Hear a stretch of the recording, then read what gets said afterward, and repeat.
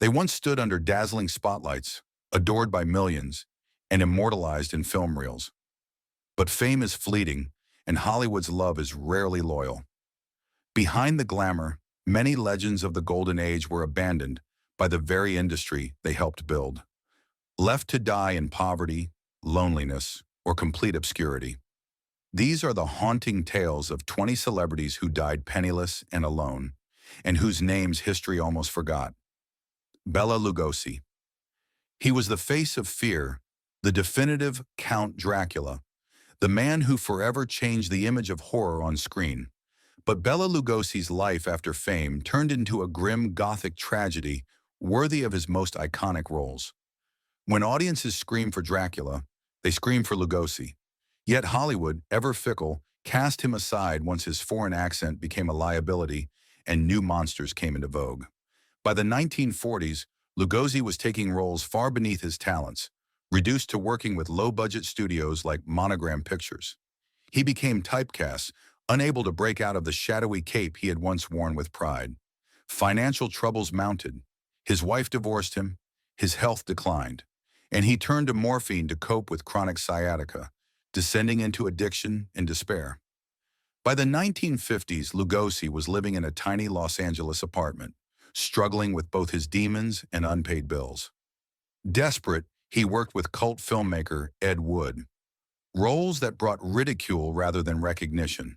When he died in 1956, he had only $1,900 to his name. The man who defined a genre was buried in his Dracula cape, not by choice, but because he had nothing else fitting to wear in death. He had once ruled the screen in castles, crypts, and shadowy corridors. Yet in the end, Bela Lugosi died penniless, addicted, and nearly forgotten, an icon eclipsed by the very darkness he helped define. Frances Farmer. She was once hailed as the next great actress of her generation. Radiantly beautiful, fiercely intelligent, and unmistakably talented. Frances Farmer seemed destined for greatness, but instead she became one of Hollywood's most tragic cautionary tales, devoured by both fame and the psychiatric system that claimed to protect her. Farmer's defiance of Hollywood norms was evident early on. She criticized the studio system, resisted the publicity machine, and refused to play the game. Her rebellious nature led to clashes with studio executives, and when she began showing signs of emotional instability, the same system that once promoted her began to dismantle her. By the early 1940s, she was arrested multiple times, her mental health rapidly deteriorating. She was institutionalized against her will and reportedly subjected to brutal treatments, insulin shock therapy, electroshock, and even a rumored lobotomy. Though the latter was never confirmed, her time in psychiatric hospitals remains one of the darkest chapters in Hollywood history. When she was finally released, the industry had moved on. She made minor television appearances but never regained her footing. Alone and struggling with trauma, she spent her final years working as a hotel clerk. She died in 1970 from esophageal cancer, far from the red carpets and marquee lights she once graced. Frances Farmer's story is a haunting reminder of what Hollywood does to women who refuse to be controlled. Once a rising star, she died not just in obscurity, but broken, silenced, and discarded by the very dream she once embodied. Marie Provost. Marie Provost sparkled on screen in the silent era, with her comedic timing and girl-next-door charm, winning over audiences in films like The Marriage Circle and Kiss Me Again. But off-screen, Marie's life was unraveling in ways few could see. Her death in 1937 would not only shock Hollywood, it would shame it. Once a top star at Universal and Warner Brothers, Provost's career faltered with the advent of talkies. Her voice didn't match her image, and worse, her personal life was spiraling. A painful divorce and the death of her beloved mother sent her into a deep depression. She turned to alcohol and food for comfort, and the studios, obsessed with youth and thinness, stopped casting her. Her weight gain was mocked in the press. Offers dried up. Friends disappeared. By the time of her death, she was living alone in a small apartment in Los Angeles, unable to afford rent or groceries. Days passed before her body was discovered. Newspapers sensationalized that her starving dog had partially consumed her body to survive. Though this was exaggerated, the real story was horrifying enough. Marie had died alone, hungry, and forgotten by the industry that once celebrated her.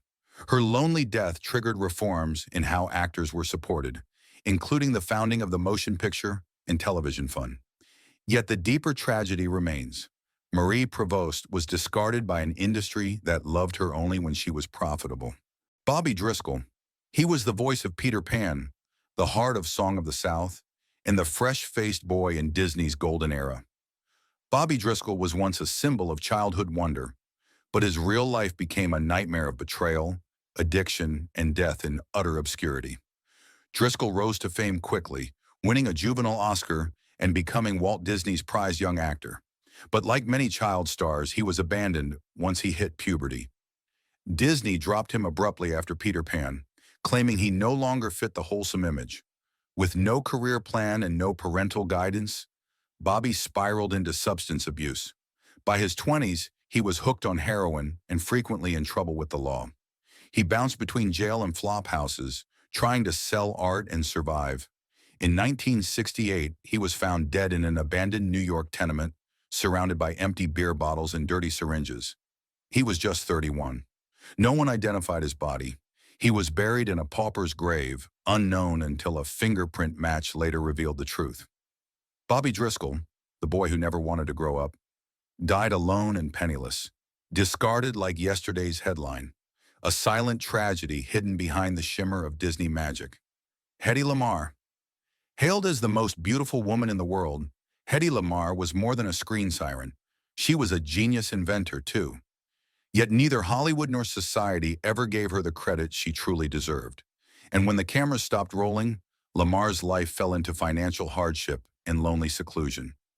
Rising to fame in the 1930s and 40s, with films like Samson and Delilah and Ziegfeld Girl, Lamar captivated audiences with her exotic looks and seductive voice. But behind the glamour, she was deeply intellectual.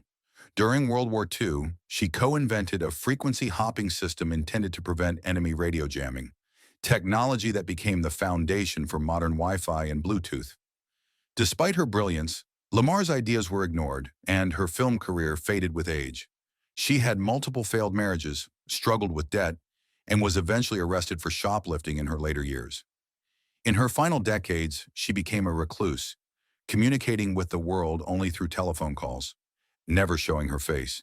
When she died in 2000 in a Florida home, alone and estranged from her children, she left behind little more than fading clippings and unfulfilled recognition. It wasn't until years after her death that she was posthumously honored for her technological contributions. But in life, Hedi Lamar, one of the brightest minds to ever grace a soundstage, died nearly broke and utterly alone. Sammy Petrillo. He looked like Jerry Lewis, sounded like him, and even acted like him. But Sammy Petrillo's career was defined by being a second-rate imitation. In the early 1950s, Petrillo found instant fame as a Lewis look-alike in low-budget comedies, but that fame would be short-lived. What followed was decades of obscurity, bitterness, and a sad, lonely death. Petrillo's breakout came in Bela Lugosi Meets a Brooklyn Gorilla, a slapstick horror spoof with a cult following today. His eerie resemblance to Lewis became both his ticket in and his curse. Lewis allegedly blacklisted him behind the scenes, leading to Sammy's rapid fall from grace. Without studio support or original branding, Petrillo's opportunities dried up. Over the years, he scraped by with sporadic gigs, stand-up in fading clubs, oddball TV cameos, and personal appearances where fans mostly laughed at him, not with him. He grew resentful, publicly blaming Jerry Lewis for destroying his career. In reality, Petrillo became a footnote in comedy history, a man defined by another man's shadow. He died in 2009 of cancer, alone and forgotten, living in Las Vegas with no savings and no recognition. Sammy Petrillo wasn't just a look-alike. He was a cautionary tale of identity, ego, and what happens when fame vanishes before it ever truly takes hold. Carl Alfalfa Switzer. Millions knew him as the freckle-faced rascal Alfalfa from Our Gang, with the cowlick and off-key singing. But Carl Switzer's real life after childhood stardom was no comedy. His final years were marked by poverty, failed dreams, and a violent death that stunned those who still remembered him. Switzer's fame peaked before he turned 12. Once our gang ended, he struggled to find adult roles. Hollywood had no use for a grown-up alfalfa, and Switzer, frustrated, took on odd jobs: dog trainer, bartender, even a hunting guide. But trouble seemed to follow him. He was arrested multiple times, got into fights, and was constantly broke. In 1959, at just 31 years old, Switzer was shot and killed during a dispute over a $50 debt and a hunting dog. The official story was self-defense, but conspiracy theories swirled, with some believing Switzer was lured to his death. Either way, his life ended in tragedy, a far cry from the innocent child who once made America laugh. Switzer was buried in a modest grave in California. No lavish tribute, no ceremony for a childhood icon. Just silence. He had made millions smile, but died with no one to mourn him, lost in a world that forgot its littlest star. Dorothy Dandridge. She broke barriers, shattered ceilings, and lit up the screen in Carmen Jones, becoming the first black woman nominated for a Best Actress Oscar. But Dorothy Dandridge's rise was matched only by her devastating fall, and she died in tragic isolation, with an empty bank account and an aching legacy. In the 1950s, Dandridge was a symbol of elegance and talent. She stood tall despite rampant racism, limited roles, and constant sexualization by white-dominated Hollywood. Though praised for her acting and singing, she was often boxed into tragic or exotic roles and passed over for meatier parts given to less talented white actresses. Her personal life was turbulent. Failed marriages, a special needs child she struggled to care for, and financial mismanagement chipped away at her spirit. By the 1960s, her career had collapsed. She performed in nightclubs just to pay bills and lived in a rundown Los Angeles apartment. In 1965, she was found dead at age 42. The cause was debated. Some say suicide, others accidental overdose. Regardless, she had just $2.14 in her bank account. The woman who once symbolized possibility for black actresses had been failed by the industry she helped pave a path for. Dorothy Dandridge's story is both inspirational and heartbreaking, a blazing light dimmed far too soon, dying penniless, underappreciated, and painfully alone. Misha Hour. With his bug-eyed expressions and wild eccentricity, Misha Hour became one of the most recognizable character actors of the 1930s. He was the zany Russian in My Man Godfrey, the melodramatic aristocrat in countless comedies. Audiences adored him, but when the curtain fell on Hollywood's golden age, Hour was left to fade quietly into obscurity. Hour wasn't born into comedy. He came from a lineage of Russian nobility and was the grandson of violinist Leopold Auer. Fleeing the Russian Revolution, he rebuilt his life in America, becoming one of the most in-demand comedic sidekicks of his era. But like many actors of his niche, the roles dried up with changing tastes and the rise of new stars. In his later years, Auer relocated to Europe, where he made a handful of forgettable foreign films, far removed from the acclaim he once enjoyed. Hollywood had long forgotten him. Despite once commanding attention on the silver screen, he spent his final years in near seclusion. He died of a heart attack in Rome in 1967, with barely a mention in the American press. No grand funeral, no commemorations, no retrospectives. Just silence. Misha Hour, once a king of comedy, died abroad, nearly penniless, and entirely alone. Louise Brooks. Louise Brooks was more than a silent film star. She was an icon of rebellion, sexuality, and modern femininity. With her blunt black bob and piercing gaze, she epitomized jazz-age mystique. But behind that magnetic beauty was a fiercely independent spirit that clashed with Hollywood's expectations and ultimately led to her downfall. Brooks captivated European cinema with Pandora's Box and Diary of a Lost Girl, where she played femme fatale with heartbreaking vulnerability. But she resisted studio control, rejected roles she felt were beneath her, and made powerful enemies. She walked away from Hollywood when most were clawing to stay in it. Her decision cost her dearly. She faded into obscurity in the 1930s, reduced to working retail and dancing in seedy nightclubs to survive. Alcoholism and financial ruin followed. For decades, she lived in a small New York apartment, dependent on friends and Social Security. It wasn't until the 1970s that film historians began to rediscover her genius. But by then, the damage was done. Louise Brooks died in 1985, alone, sick, and broke, years after the world had stopped looking. She had lived and died on her own terms. But the price of independence in old Hollywood was isolation. Judy Tyler. She had the world at her feet. Judy Tyler was young, radiant, and already famous from her roles in the Howdy Doody Show and the Broadway musical Pipe Dream. When she starred opposite Elvis Presley in Jailhouse Rock, critics declared she was on the cusp of superstardom, but fate had a cruel twist in store. Shortly after filming wrapped, Tyler and her husband set out on a road trip through Wyoming. They never made it to their destination. A devastating car crash killed her at just 24. Her husband died on the scene. Judy died hours later in the hospital. The industry was stunned. Elvis was reportedly so shaken by her death, he couldn't bring himself to watch their film. Tyler was gone before she could see her own performance light up the screen. She left no estate, no fortune, just a young life full of promise cut short. Because she died before reaching household name status, she faded quickly from public memory. There were no tributes, no awards, no legacy projects. Judy Tyler died with no time to build wealth or security. Her story became a Hollywood ghost, haunting for what could have been. Jean Seabberg. Jean Seabberg was the American darling of French New Wave cinema, a muse to directors like Jean-Luc Godard and the radiant star of Breathless. But behind her cool, iconic screen presence was a woman relentlessly hounded by political persecution, betrayal, and mental torment. Her death wasn't just lonely, it was terrifying.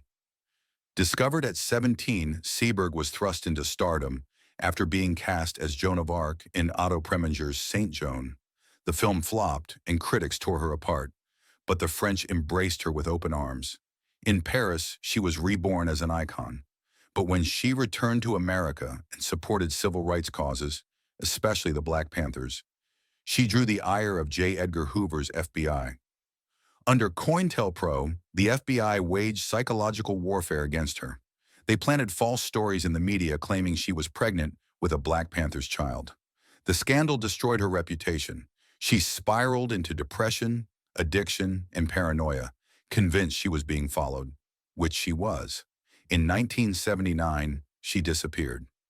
9 days later, her body was found decomposing in the back seat of a car in Paris, next to a bottle of sleeping pills and a suicide note. She had overdosed and was left unnoticed. Jean Seabberg, once the face of French cinema, died alone in exile. Her life stolen not by drugs, but by targeted, systematic destruction. Walter Catlet. Walter Catlet was one of those character actors whose face you instantly recognize, but whose name fades in the background. A master of befuddled comic timing and snappy delivery, he shined in films like Bringing Up Baby and Mr. Deeds Goes to Town.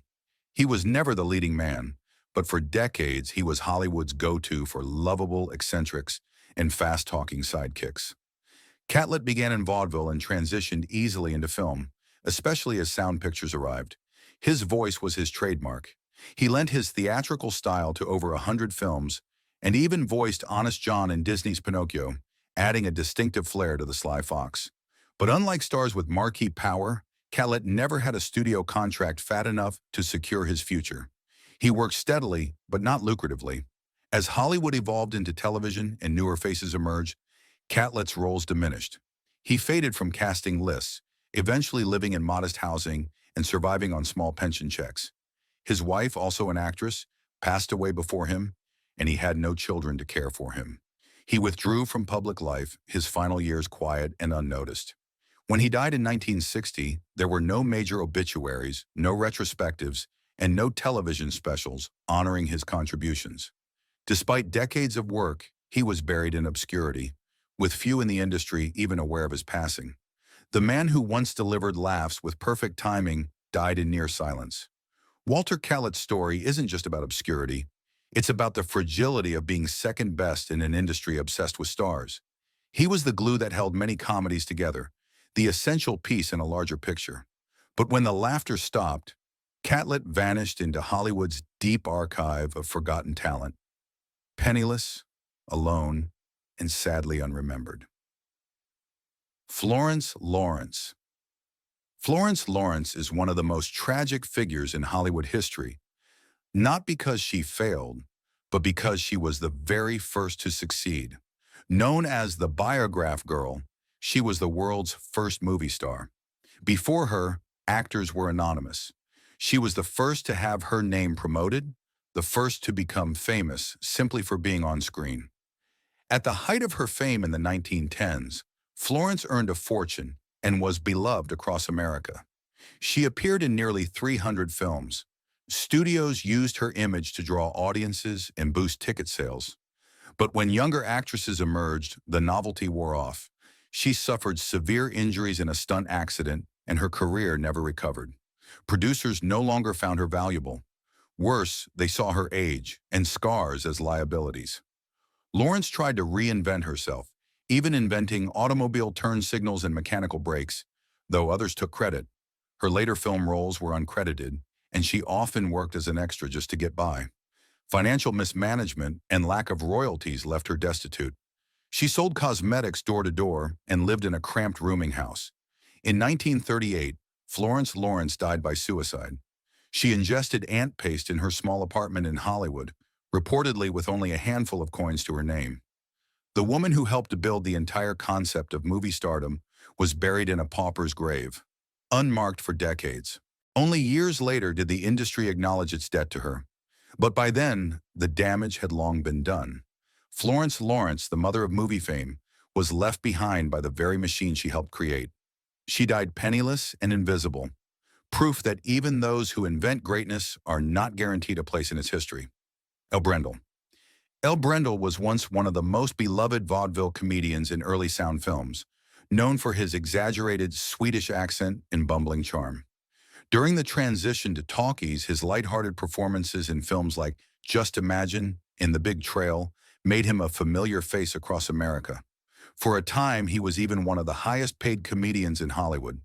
But like so many early sound stars, his popularity didn't last. As comedy evolved and tastes changed, Brendle's routines began to feel outdated. By the 1940s, his career was reduced to blink-and-you'll-miss-it roles. Younger audiences didn't know him, and producers saw him as a relic of a bygone era. Yet Brendle never gave up performing. He continued working in radio and even made appearances in poorly paid nightclubs well into his 60s. Eventually, he found himself working at a concession stand at a Los Angeles theater. The man who once commanded audiences now sold popcorn to them. He became a living ghost in an industry that had moved on. Financially, he had little to show for his fame. Like many early stars, he lacked the royalties or investments that could have sustained him in old age. When he died in 1964, there was no Hollywood tribute, no fanfare, and no headlines. He passed quietly, alone and largely forgotten, despite having once lit up theaters coast to coast. Even his burial was modest, with few attendees and no grand eulogy to honor his comedic legacy. Brendle's story is a sobering reminder that fame doesn't always come with permanence or protection. He made people laugh during some of America's hardest times, but in his final days, laughter was in short supply. He died as quietly as he had once risen, penniless and overshadowed by the very industry he helped pioneer. Thelma Todd. Thelma Todd was Hollywood's original blonde bombshell, mixing comedic brilliance with irresistible charm in over 120 films during the 1930s. She starred alongside legends like the Marx Brothers and Buster Keaton, quickly becoming one of the most in-demand comedic actresses of her time. But behind the dazzling smile and flapper-style beauty was a woman caught in a web of fame, fear, and scandal. Her story didn't end in old age. It ended in a garage, under circumstances still debated to this day. By 1935, Todd had transitioned from starlet to savvy businesswoman, opening Thelma Todd's Sidewalk Cafe on the Pacific Coast Highway. It became a hotspot for the Hollywood elite, but it also attracted dangerous attention. Rumors swirled that her business dealings were entangled with mob figures, including notorious gangster Lucky Luciano. Some speculated she was being pressured to allow illegal gambling in her establishment. Then, just before Christmas in 1935, Thelma was found dead in her car from carbon monoxide poisoning. The car was parked inside a closed garage belonging to her ex-lover's wife. The official verdict was accidental death, but few believed it. Theories ranged from suicide to mob retaliation to a cover-up by jealous lovers. The case remains one of Hollywood's oldest unsolved mysteries. Though she had made a small fortune, Todd's estate was swiftly consumed by legal disputes and taxes. She left no children, no husband, and few people truly close to her. The studio offered little support after her death, eager to distance itself from scandal. Her grave in Los Angeles is modest, her legacy overshadowed by the mystery surrounding her final moments. Thelma Todd died young, rich in gossip, but poor in peace. In the end, the actress, known for making audiences roar with laughter, exited the world alone, her death as enigmatic as any noir thriller she never got to star in. Paty Kelly. Paty Kelly was a firecracker on screen, loud, brassy, and full of attitude. She made her mark in the 1930s comedies as the wisecracking best friend, often outshining the leads with her fearless delivery and street-smart sass. Films like Top Flat and Pigskin Parade showcased her rapid-fire wit, and she was a staple in Hal Roach productions. But Hollywood didn't reward women like Patsy for long. By the 1940s, Kelly's blunt demeanor and open bisexuality made her persona non grata in conservative Hollywood. Rumors swirled about her private life, and the industry turned its back. Roles dried up. She was too old to be cute, too real to be elegant, and too outspoken for the times. While other stars polished their image, Patsy refused to play pretend and paid dearly for it. She took what work she could find. Bit parts in forgotten B-movies, radio spots, even live theater when offered. But the paychecks got smaller, and by the 1950s, she was scraping by. Despite a brief resurgence in the 1960s with roles in Rosemary's Baby and the North Avenue Irregulars, her fame never returned. She lived modestly in a rent-controlled apartment, reportedly without heat or reliable electricity. When she passed away in 1981, her death barely registered in the press. No major retrospectives, no revival of her films. The studios that once printed her face on posters ignored her final chapter. Her ashes were scattered, with no headstone to visit. Patsy Kelly's decline wasn't just financial, it was systemic. Hollywood punished women who didn't conform. She died without fortune or fanfare, a once vibrant voice silenced in solitude. Her legacy deserves more than silence. It deserves laughter, pride, and a place in the canon of stars who refuse to play by the rules. Paul Fix. Paul Fix may not be a household name, but if you've seen a Western, you've seen his face. A quintessential character actor, he appeared in over 300 films and TV episodes, often alongside John Wayne. Fix embodied lawmen, barkeeps, and grizzled old-timers with authenticity that made him a cornerstone of the genre. But despite his prolific career, he never gained the fame or wealth of the stars he supported. Fix and Wayne were close friends. He even coached Wayne on his iconic cowboy gait and dialogue delivery. Behind the scenes, he was respected and beloved, but in front of the camera, he remained forever in the background. He was a working actor, not a star, and working actors didn't get residuals, royalties, or large salaries during Hollywood's studio system days. He worked well into his 70s, but health issues forced him into retirement. His savings dwindled. Unlike many stars, he didn't have real estate, business ventures, or long-term studio deals. The Western genre, once his bread and butter, had faded from pop culture. The work stopped coming, and so did the checks. Paul Fix died in 1983 in Los Angeles, far from the frontier towns he brought to life. There were no studio tributes, no public memorials, no museums displaying his work. He was buried in California, largely forgotten except by die-hard Western fans. Fix died as he had lived in Hollywood, quietly, professionally, and without complaint. But for a man who helped shape the soul of the American Western, his end was undeservedly quiet. He died broke, alone, and largely uncelebrated. Yet without him, the legends wouldn't have looked quite so legendary. Turan Bay. Turan Bay was exotic Hollywood royalty in the 1940s. With his suave good looks, foreign accent, and romantic aura, he played alongside the likes of Maria Montez and Yvonne DiCarlo in technicolor adventures that defined fantasy escapism. Dubbed the Turkish Delight, he was a heartthrob and fan favorite. But his career vanished as quickly as it began.